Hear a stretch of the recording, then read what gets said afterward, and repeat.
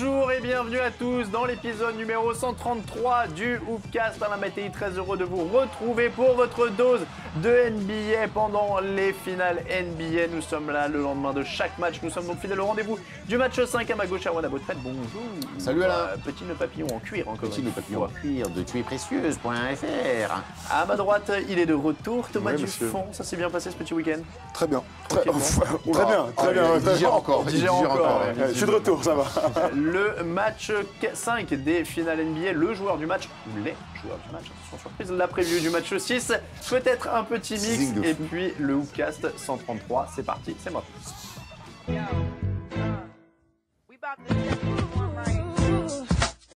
Warriors 97, Cavaliers 112, victoire des Cavaliers pour relancer la série 3-2 désormais en faveur de Golden State. Messieurs, on pensait que ça allait se terminer et là, tadam, rebondissement. Draymond Green est suspendu car oui, il est de l'action même dans les jours de repos. On va dire un petit mot quand même là-dessus. Suspendu la veille du match, l'ami Draymond Green pour sa tentative de coup dans les parties intimes de LeBron James en toute fin de match 4. Est-ce que c'est justifié ou pas? Alors, il faut expliquer que c'est une faute qui a été transformée en flagrante et donc son quota flagrante fait qu'il est suspendu. C'est pas une suspension pure et dure sur son geste, ce qui change pas mal de choses. Moi, je trouve que ça arrive un petit peu comme un cheveu sur la soupe. Après, une fois qu'on applique le règlement, ils sont allés chercher le petit point de règlement. Le problème avec Draymond Green, c'est que quand on cherche, on trouve. Oui. Voilà. Et donc, effectivement, il avait déjà quand même un lourd passif. Ça arrive un petit peu de manière un petit peu bizarre quand on sent que Cleveland est au bord du gouffre. On va suspendre Green et on a pu voir que chez les Warriors, ça a eu un impact assez terrible. Donc la question, c'est ça, c'est flagrant ou pas en fait? Mais bien sûr que oui. Moi, je veux bien, on peut dire ce qu'on veut. Il n'aurait pas dû pour le bien du spectacle. Évidemment qu'on aurait tous préféré qu'il soit sur le terrain, je crois qu'on est tous d'accord là-dessus. Maintenant, Draymond Green, il avait le coup près au-dessus de la tête. On savait tous, il était hyper regardé. C'est comme s'il te reste un point de permis et que tu continues à conduire, que tu grilles des feux, que tu es au-dessus de la limite de vitesse. Au bout d'un moment, tu vas te faire attraper. Et bien lui, il s'est fait attraper. Il n'est pas obligé de mettre son petit coup. LeBron n'est pas obligé de step over.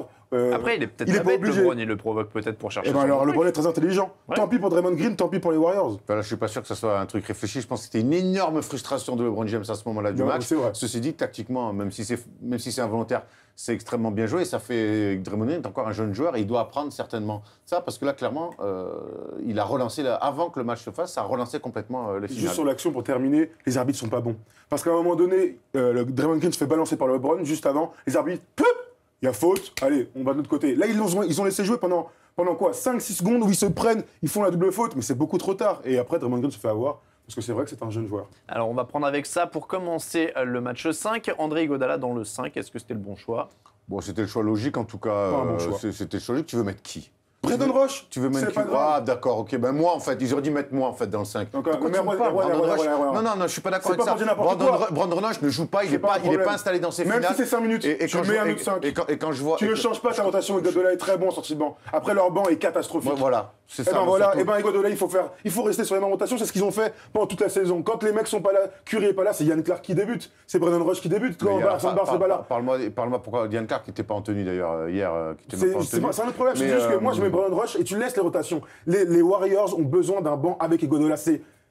C'est évident. Tu le mets dans le 5, tu te grilles déjà. Alors c'est bien d'avoir la confrontation, mais si tu grilles la carte Iguodala dès le début, les gars, c'est trop difficile. Surtout qu'Iguodala, son début de match, il prend 7 tirs, il est même mauvais. Il est pas très bon.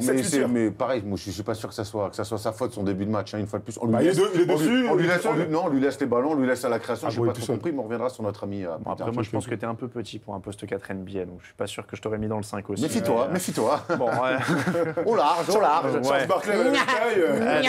Donc Iguodala dans le 5, on n'a pas d'accord là-dessus, mais en tout cas, ce sur quoi on va peut-être être d'accord, c'est qu'il y avait un énorme manque défensif sans Draymond Green dans cette équipe. Plus qu'un manque défensif, on a senti qu'il y avait un manque donc dans le jeu, parce que c'est lui avec ce point forward qui quand même prend beaucoup la main, remonte la balle dans son jeu de passe, dans son activité, et puis au-delà du sportif et du basket, vocalement, si hier Klay Thompson a un peu pris le relais, et plus que le relais d'ailleurs pour être un leader dans le scoring, mais derrière il n'y a pas eu un mec qui a parlé. Il n'y a pas eu une gueulante au temps mort, il n'y a rien eu. Il y a pas eu de... Ils ont subi petit à petit, alors ça ne s'est pas fait tout de suite, mais petit à petit ils ont subi sans qu'il y ait de révolte. Et là, c'est là qu'on voit tout l'apport de Draymond Green, qu'il soit sur le terrain et même sur les temps morts et autres. Kyrie Irving, LeBron James, c'est aussi ça forcément le fait du match, 41 points. Chacun, messieurs, ils étaient inarrêtables. Bravo! Non mais attendez, il faut dire de temps en temps. Non mais sincèrement, Ce chroniqueur de. hier, LeBron, Kyrie Irving ont été majestueux, ont été incroyables. Même si petit tac quand même à LeBron, on peut me dire ce qu'on veut. Hein. Il fait un match extraordinaire, 41 points. 16 rebonds, 7 passes, 3 blocs, 3 interceptions. C'est la 3e fois qu'un joueur dans l'histoire fait 40, plus de 40, plus de 15, plus 7. Avant, c'était l'amiral. L'amiral et non, et le Dream. D'accord, Et le Dream, et c'est la première fois que c'était en playoff. Donc la première fois que c'était en finale. Peut-être le plus grand match de sa carrière. Mais bon, on va pas m'enlever l'idée que sur la fin, il rate des tirs et que c'est Kyrie Irving qui finit le match. Voilà. C'est Kyrie Irving qui met 8 points d'affilée dans le 4e quart-temps avec Quand lui rate en même temps. N1 sur Steph Curry. Il met un tir après, il met encore un petit flotteur avec la planche. Et derrière ce tir à 3 points en transition, c'est lui qui plie le match. Il a été intenable du début à la fin. Ce qu'il avait fait dans le match 4, il a parachevé son œuvre là sur le match 5. De bout en bout, il a été très bon. Klay Thompson s'est un petit peu mis sur lui.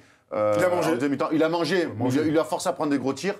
On peut pas dire en tant que Steph Curry, qui pour le coup a graillé du début à la fin. On a vu un grand Kyrie Irving et c'était magnifique à voir. Pour ceux qui l'avaient peut-être oublié, voilà, Kyrie. Peut-être. Il a 24 ans. Non, mais cette année, il n'est pas All-Star, tu vois ce que je veux dire. Blessé. Peut-être. Mais donc c'est ce que je te dis. Ça crée un petit oubli. Tu sais, des fois, aujourd'hui, on parle beaucoup de Lillard qui a mis des cartons cette saison. Il n'a pas fait la saison régulière la plus monstrueuse. Donc voilà, pour ceux qui l'ont oublié, c'était un mec qui appartient au très très haut du panier. Avant de revenir sur Stephen Curry, parce que tu l'as un peu évoqué, mais je voudrais quand même vous parler d'un homme qui a joué. Hein, on l'a pas, c'est peut-être pas évident, mais Kevin Love a joué. Il était même titulaire. Il a joué 32 minutes pour 2 points, 3 rebonds, 4 fautes et 1 sur 5 au tir. Moi, j'ai pas eu tombé dessus. J'ai pas eu tombé dessus parce que c'était un match de super-héros. Il y avait de la place pour Superman et pour Batman. C'était Kyrie et LeBron. Il n'y avait pas de place pour les autres. Il gagne 20 millions de dollars la saison, c'est vrai. Mais moi, je l'ai trouvé digne. Il a défendu, il n'a pas eu un tir. Il tire 5 fois dans un match. Et c'est pas parce qu'il n'a pas voulu tirer. C'est qu'à un moment donné, il y a 2 mecs qui ont pris 54 tirs pendant que le reste de l'équipe a pris 27 tirs. C'est pas le moment de tomber sur Kevin Love. Ils ont pris ce match-là. C'était pas à lui de le faire. C'est pas lui la star de l'équipe. Je pense qu'on a tous compris. Voilà, faut pas lui tomber dessus, c'est tout. J'aime ce côté positif. Mais non, mais c'est vrai. Mais après, on sait que de toute façon, dans cette équipe, il n'est pas complètement installé. Il n'est pas complètement légitime aux yeux de LeBron James et de Kyrie Irving. Ça se voit. Il a le mérite. On va quand même nuancer un peu tes propos. Il a le mérite de faire ce de hier. Il a été un peu plus vaillant qu'à l'accoutumée. Après, il a quand même quelques tirs. Il envoie un énorme airball monstrueux. 5 tirs, hein. Oui, d'accord. C'est quoi ça tire sur un match avant une chose? Non, mais c'est rien du tout, bien sûr. Hier, il aurait pu. C'est vrai que s'il avait lui voulu forcer des tirs, ça aurait été catastrophique pour son équipe. Il s'est fondu dans le collectif. Maintenant, est-ce que de Kevin Love, on va vraiment attendre qu'il se fonde dans le collectif pour la suite? Voilà. En tout cas, sur ses finales, il avait besoin de ça hier soir. Il l'a bien fait. Voilà. Bon, voilà, c'est le minimum. On va dire, il a fait le minimum syndical. Mets-nous à sa place. Mais non, mais attends, écoute, mets-nous à sa place, donne-moi 20 millions. Voilà, attends, écoute. On s'en fout de ces écoute, ce que je te dis, c'est que je pèterai les plombs. T'as pas une balle, t'es pas dans le truc. Mais, attends, c'est ce que je te dis. Lui, mec, il a rien dit. Hier, il se prend une gueulante par LeBron. Je te viendrai ouf. Une fois, tu m'as fait ça, je suis devenu fou. Non, mais la gueulante, en plus de LeBron, n'est pas justifiée parce qu'il est au contre. Mais oui. Et après, sur la claquette d'Iguodala, il dit fait l'écran de retard. Mais non, c'est alors qu'il est dans la rotation.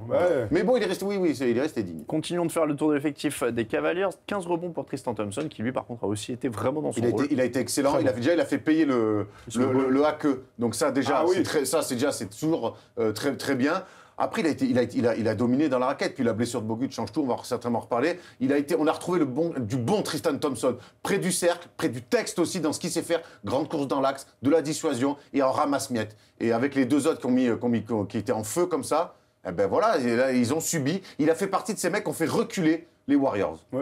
Jefferson, Shumpert, ça se voit pas énormément dans les stats, mais ça a apporté un petit peu aussi. Oui, mais ça a été un effort collectif. J.R. Smith, pareil. J.R. Smith aussi. J.R. Smith aussi. Ça a été un effort collectif. On a senti, pour la 2e fois de cette finale, après le match 3, qu'ils avaient un objectif commun. Voilà, cette équipe, ils ont dit, on va vous donner, les gars, nous on va défendre, on va se donner à fond, on va jeter sur tous les ballons de J.R. Smith, qui se jette sur les ballons, prendre des temps morts, tu vois, à la muerte, comme on dit, et on va vous donner les clés en attaque, et les mecs ont assumé leur statut, c'est aussi ça. Crédit à Shumpert qui, honnêtement, dans son match-up avec Curry, il lui en met, pardonnez-moi l'expression, plein la poire, et il n'y arrive pas. Et Steph Curry, honnêtement, tombe dans des travers, dans des parodies de lui, à vouloir absolument shooter à 3 points alors qu'il a un mec plus costaud que lui, qui lui met des coups, et il veut absolument le shooter sur la tête. Donc, Shumpert l'avait très bien fait au match 3. Il a de nouveau bien fait hier. C'est un travail vraiment de l'ombre qui fait. Regardez, si vous rematez le match, loin du ballon, les réductions de distance qu'il lui met dans la tête. Et Curry, il n'aime pas ça. Et beaucoup de crédit à Shumpert. C'est un travail de l'ombre, mais qui paye énormément. Alors, justement, parlons de Curry. Ouais, Non, on peut tu parler voulais de dire Curry. un mot sur Shumpert Non, encore? c'était pour finir, par rapport aux Cavs. Au début, il y a une vraie ambiance dans la salle et ils peuvent exploser. Ils tiennent bon. Ils tiennent bon. Dans le deuxième carton, tu les sens qui se remettent bien. Parce qu'au début, ils mettent dedans quand même. Ouais, Curry, Thompson. Et tu peux dire qu'à l'Oracle Arena, d'habitude, Ça les mecs commence- explosent. Ça commence par un 9-3. Exactement. Et ils ont bien tenu. Psychologiquement, ils ont été très forts. Les mentalement. visages fermés, concentrés, Le ils étaient prêts. rien à dire. Pas un mot, ils étaient prêts, concentrés. On a vu les visages fermés, concentrés. Et ça me permet de faire la transition sur Steph Curry. Bien sûr. Moi, j'ai une question à poser. Je prends un petit peu ton rôle pour une fois. Est-ce qu'un jour, ce mec-là peut sortir de sa zone de confort? Est-ce qu'au bout d'un moment, il peut arrêter de dire... Est-ce qu'il peut sortir de ce registre? Je suis élégant. Wouh, je mets des dribbles entre les jambes. Je shoot, ça rentre. Wouh, wouh, wouh. Est-ce qu'à un moment donné, il peut... Non, mais sans déconner. Est-ce qu'un jour, il peut faire des matchs un peu ou sortir de cette zone-là, de se dire, bon, ça va être un match de muerte, comme tu dis. Eh ben, je vais faire des choses dures. Je vais aller provoquer des fautes, aller au lancer. Parce qu'à 3 points...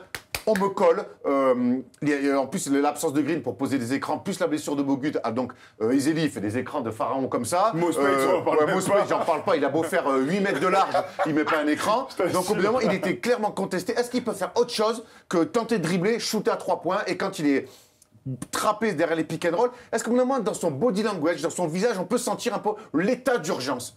Et c'est peut-être là, pour l'instant, la limite du mec, c'est que quand son équipe roule, ah oui, il brille, super, génial, il est capable de mettre des énormes cartons, mais c'est là que j'aimerais le voir. Hier, il y avait moyen de gagner un deuxième titre à domicile. Il a été transparent, il a abandonné ses coéquipiers. Alors, j'adore la notion d'écran pharaon, mais on y reviendra dans une autre émission.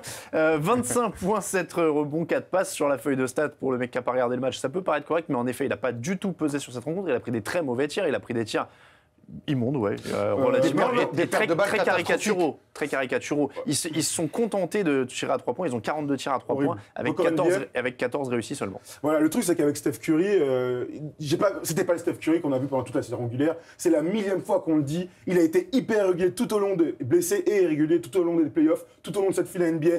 Il a abandonné ses coéquipiers, c'est vrai. Maintenant, hier, il a des tirs difficiles, mais il a aussi énormément de tirs ouverts qu'il ne met pas dedans. Aussi. En transition, il rate. À un moment, il est sur le elbow à droite, il rate, il est tout seul. À un moment donné, mais pourquoi à un moment Thomas, dans le ça truc, il met.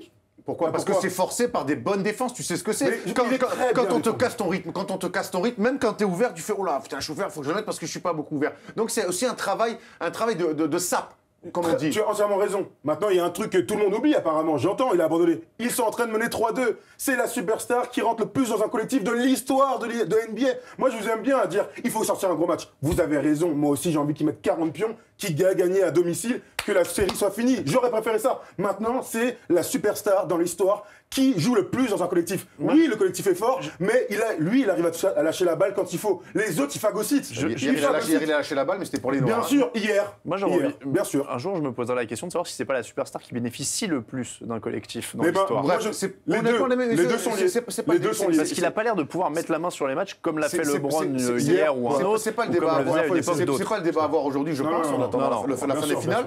Le truc, c'est qu'hier, le collectif, je suis d'accord avec toi, mais le collectif des Warriors, dans la fin du 3e quart-temps et le 4e quart-temps, explose complètement. fait. Et c'est dans ces moments-là que j'ai besoin de voir. Et T'as pas raison. forcément qu'ils mettent des tirs à 12 mètres avec 8 crosses, lancers, avec des trucs, va délancer, ouais. va Des petites provoquer passes des de fautes, dunk, oui, va je suis faire des d'accord. fixations données. Et hier, il n'a pas fait ça. Les Warriors ont été sur le reculoir, il n'y a eu que de la périphérie, il n'y a eu plus d'alternance dans leur jeu. Ils faisaient une espèce de 8 fixes autour des 3 points. 8 fixes, c'est quand on se fait une espèce de passe comme ça, main à main, ou derrière des écrans, des pick and roll, des faux pick and roll. Il n'y avait que de la périphérie. Ils étaient repoussés 1 mètre derrière la ligne à 3 points. Il n'y a eu plus d'alternance dans leur jeu. Et c'était là à Curry. Thompson a essayé de bien le faire. Sur une mi-temps, après, il est sur bien une coupé. mi-temps. En Après, deuxième mi-temps, il est bien coupé. Mais il continue, il essaye quand même. Et Curry, au plus il recule, au plus on lui dit de reculer, on le conteste pour qu'il recule. Et lui, il recule encore plus. Au bout d'un moment, va provoquer des fautes. Ça J'ai fait la réflexion ce matin, il n'y a qu'une seule pénétration, c'est quand il se fait sabrer par Voilà, Kevin Love. quand il se fait Sinon, il sabrer n'y a pas par un Kevin Love. lay-up. Ou alors on l'a oublié, mais il n'y a pas un lay-up. C'est vrai. Clay Thompson a été plutôt digne, 37 points, dont 26 en Il est première plus- mi-temps, où il est plus il que va digne. très très Je fort. crois que il est plus que digne et je crois qu'on lui en demande beaucoup trop parce que lui, il est irréprochable sur ces finales, c'est lui le leader. Je suis désolé, déjà contre OKC, c'est lui qui enclenche la révolte. Hier, c'est lui qui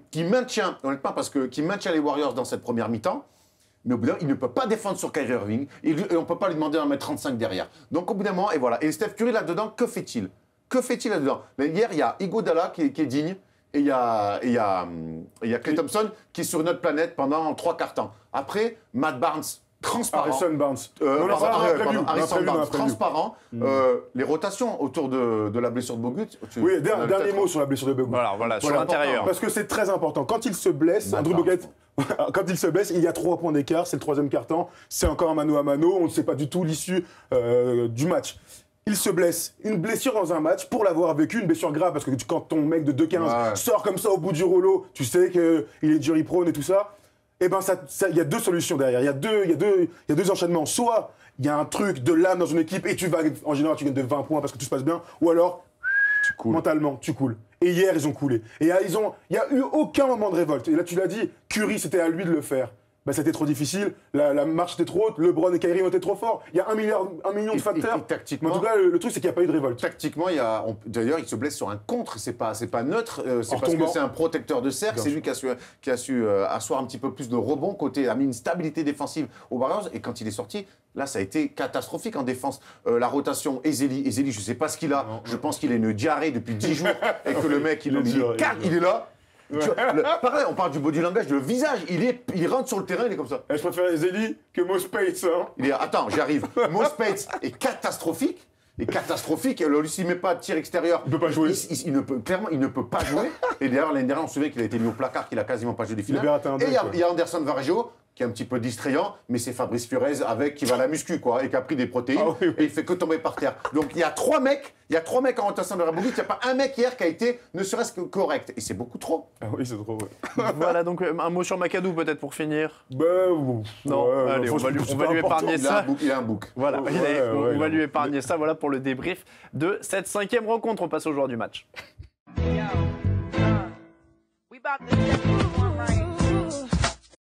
LeBron James ou Kyrie Irving ou LeBron James, c'était trop difficile de choisir. Alors messieurs, nous avons un co-MVP pour la première fois de ces finales. LeBron James, 41 points, 16 rebonds, 7 passes décisives. Le premier depuis Shaquille O'Neal en 2001 à avoir plus de 40 points, 15 rebonds et 5 passes décisives sur un match des finales. Kyrie Irving, 41 points, 6 passes décisives. C'était un récital, on l'a dit, en long, en large et en travers. On va peut-être parler juste de James. Au niveau du jump shot, ça tombait bien. Et quand ça tombe bien... Il était bon. De toute façon, dès qu'il met à mi-distance, on sait très bien... Mais il n'a pas seulement mis à distance. Dès qu'il met à mi-distance, ça devient un joueur incroyable. Il a été présent de partout. Il a 2-3 replis sur des contres. Chase in block comme en 2009 sur Rajon Rondo. Tu vois, c'est dingue. Il a mis du drive, il a amené beaucoup d'impact physique. Pourtant, son début de match est assez compliqué. Sur du post-up, il perd 2-3 ballons. Mais on l'a vu, il était prêt, il était concentré, ça s'est senti. Et là, il a sorti peut-être, il a raison, Thomas, peut-être l'un des plus grands matchs de sa carrière en play-off. Bah moi, j'en vois 2 autres seulement. En finale, seulement. en tout cas, c'est quasi sûr. J'en vois 2 autres avec lesquels on pourrait discuter. Face à l'élimination, faut rappeler. C'est ça, c'est Boston 2012 où il n'est pas encore champion, où il est même au bout du rouleau, il est raillé, il va gagner à Boston dans un match extraordinaire. C'était quoi, 45-45. C'est ça, 45 et 15. Et il y a Détroit où il finit avec les 29 des 30 derniers points de son équipe. Bref. Mais là, en finale, c'est une finale. Le fait que ça soit une finale, qu'il soit dos au mur, ça a une saveur différente. Dos au mur, et attendez, parce qu'il y a un truc, c'est vrai. Il y a quand même le match 7 contre les Spurs. Ouais, mais c'est pas au même niveau. Là, ce qu'il a fait. Il est à Miami, il y a 3-3, et là, il est monstrueux, mais. C'est pas pareil. Mais le plus dur est passé sur ce match-là, tu vois, le fait qu'il gagne le match. Celui-là, vraiment, il y a un truc qui est dingue. Il y a une stat qui est sortie hier soir. LeBron a le meilleur record de points, la meilleure moyenne de points dans les matchs dans lesquels il est à 2 doigts de se faire sortir. Plus de 32 points par match. Le deuxième, c'est Michael Jordan à plus de 31. Et ensuite, c'est Will Chamberlain. Non, mais c'est une stat extraordinaire. C'est pas si autant une craquette que ça, alors, finalement. Non, vous savez, moi, vous connaissez mon avis. Ça n'a absolument rien à voir. C'est sûr pareil.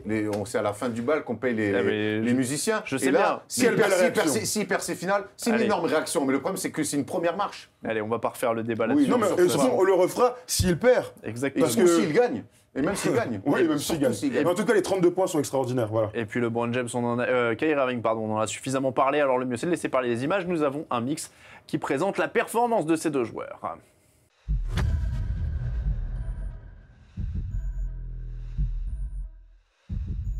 the Golden State Warriors, with a huge win on the road, take a commanding 3-1 lead in these NBA T'es une Finals. superstar, tu revendiques être le meilleur joueur du monde, ok. Sors-moi un match de mammouth. Montre-moi que t'es le meilleur joueur de ces 10 dernières années. Montre-moi que t'es un tueur. C'est là qu'on t'attend. C'est là qu'on t'attend. T'es dos au mur, montre-moi LeBron que t'es un tueur. Sors-moi un match monstrueux, un match de légende. Tu veux être une légende? Sors-moi un match de légende. Irving slides inside. Thompson right with him. Irving, bank shot is good and a foul. Pursuit blocked by James, rejects it out of bounds. Irving again from downtown. He's 4 for 5 from that distance. He's got 29. Tries another three. That's good. LeBron James from downtown. He's 4 of 6 from that distance. Irving for 3. Bang! Layup blocked by James. Play of the 5. James drives and easily finishes. James puts his head down, drives and finishes. LeBron James ties the game. Here he falls, drives now, spins back, tough fall-away shot, it's good! Kyrie Irving, James drives, James finishes, and the foul.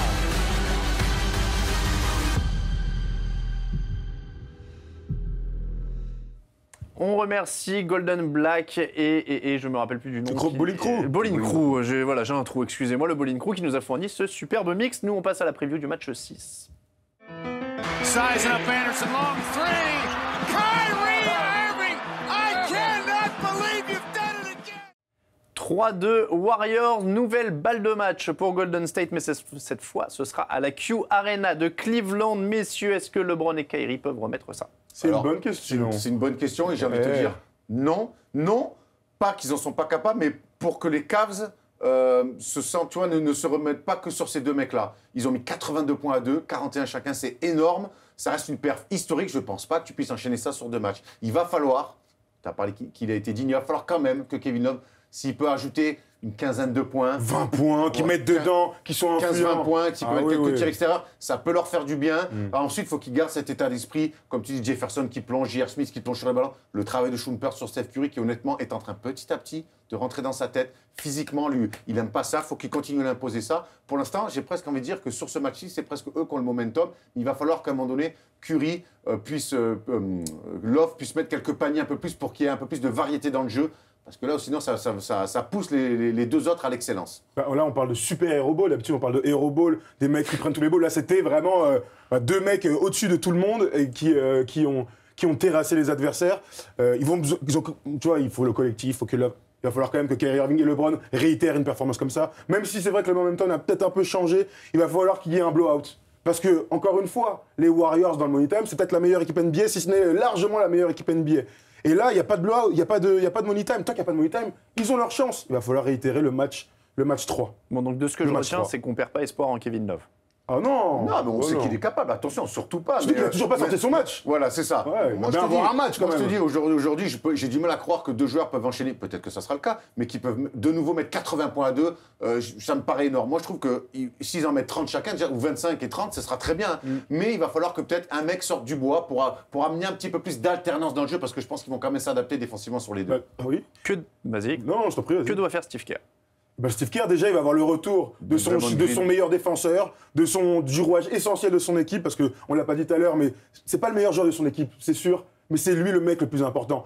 La grosse faiblesse de cette équipe de Warriors, c'est qu'ils n'ont pas de remplaçant sur le poste 4. On le dit tout le temps. Et quand je vois la performance d'Harrison Barnes... Ils ont eu Jason Thompson dans leur effectif cette saison. Ouais, mais bon, s'il avait fait jouer, il aurait joué 5, tu vois. Il n'aurait jamais joué 4 à faire point forward. Là, c'est Harrison Barnes qui a joué ce rôle-là. Ouais. Harrison Barnes sort le pire match de ses finales. À 2 sur 14, il est catastrophique. Donc le plus gros ajustement pour Steve Kerr, c'est d'avoir dans son effectif Draymond Green. Bon, et après, on part sur ce qu'on faisait, quoi. Ouais, et puis vraiment, il va falloir... Il y a 2 choses. Chez Steve Kerr, je prends Steph Curry à part, tête à pour la tête, deuxième fois de la série. Ouais, je lui dis, oh, chef, au bout d'un moment, va peut-être falloir que tu te réveilles, que tu assumes ton statut, d'accord.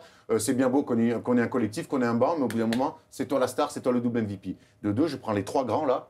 Je prends les 3 grands derrière Bogut, parce qu'à mon avis, Bogut, ça m'étonnerait qu'il puisse jouer le match 6. J'en fais, bon, messieurs, moi, j'ai besoin de soldats de guerre et j'ai pas besoin de mecs de Karim Abdul-Jabbar qui vont mettre des skyhooks. On sait que vous savez pas le faire. Par contre, j'ai besoin de mecs qui mettent du bois. Même si tu dis ça à Mospade pour pas complètement l'exclure, tu le mets quand même bien au placard. Et Ezeli, souvenez-vous l'année dernière, quand même, Ezeli, quand l'impact physique qu'il va amener, notamment sur le match 6 avec une claquette, beaucoup de courses, lui, il a les capacités physiques pour amener ce combat physique à l'intérieur. Il faut qu'il se remette en rythme. Il faut qu'il se remette en rythme. Mais il risque d'être dans le 5. Ouais. Alors, passons au pronostic. Et puis, comme ça, je vous poserai ma dernière question dans les pronostics. C'était est-ce qu'on va enfin voir un gros Stephen Curry? Moi, alors sur les pronostics, on a déjà vu un bon Stephen Curry dans le match 4. Non, vrai Stephen Curry. Il met 38 quand même. Mais, MVP. S'il finit à 38, je pense qu'il gagne quand même. Sur le principe, de toute façon, nous, on a envie de voir ça. On avait envie de voir des grandes performances. On a vu LeBron dans une grande performance. On a vu Kyrie Irving qui fait quand même un 3e match à plus de 30 points. Voilà, on l'a pas dit pendant les finales NBA. On a besoin de ça. On a envie de le voir. On a vu un très bon Klay Thompson aussi. Alors oui, sur un match à 38, mais Mais c'est pas assez pour l'instant, je suis désolé. Bah, il faut faire plusieurs matchs à 38, Ça quoi. fait 5 matchs, il a sorti un gros match, vraiment. 11, 18, 18, ouais, c'est nul. 25. Alors, nul. prono. Prono, moi, j'ai du mal à croire que avec le retour de Draymond Green en plus, que les Warriors peuvent être aussi peu inspirés que ce qu'ils ont fait hier soir. Donc je vais dire les Warriors, et comme l'année dernière, ils vont aller gagner en 6 là-bas. Ouais. Et le score 107-99. Ah, quand même. Moi aussi, je vais partir sur les Warriors. Alain, je vois ta tête. Je vais partir sur les Warriors parce que j'ai aussi du mal. Et je me dis que s'il y a le moindre money time, ils vont gagner. Parce que c'est la meilleure équipe là-dessus. Donc, je dis un joli score de 104 à 103.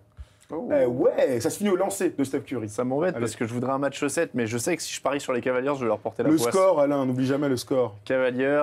Ah oui, le score. Eh ouais. T'as raison, alors je vais parier Warriors et puis je vais parier 107 à 98. Oh. C'est pas la même chose que toi 99, moi. Oh, ok, Ah, ok. ça va se le jouer. plus proche gagne 15 points. Allez, je suis gentleman, je te donne comme ça. Si t'es plus proche, je te donne 15 Ça points. va se jouer là-dessus. Voilà pour la preview du match 6. Merci à vous de nous avoir suivis pour l'épisode numéro 133 du Hoopcast. On vous rappelle que le Hoopcast, c'est sur Dailymotion, sur Basket USA, sur iTunes, à Hoopcast, à Tawana Botret, à Just Me Like Tom, à Tanar Mattei. Et vous avez tous les réseaux sociaux à la fin. Merci à Tawana Botret. Merci Alain, merci Thomas à toi, Dupont. Alain. On vous souhaite à tous un très bon match 6. C'est dans la nuit de jeudi à vendredi. Et on se retrouve évidemment vendredi pour débriefer tout ça. Très bon match à tous. Ciao, ciao.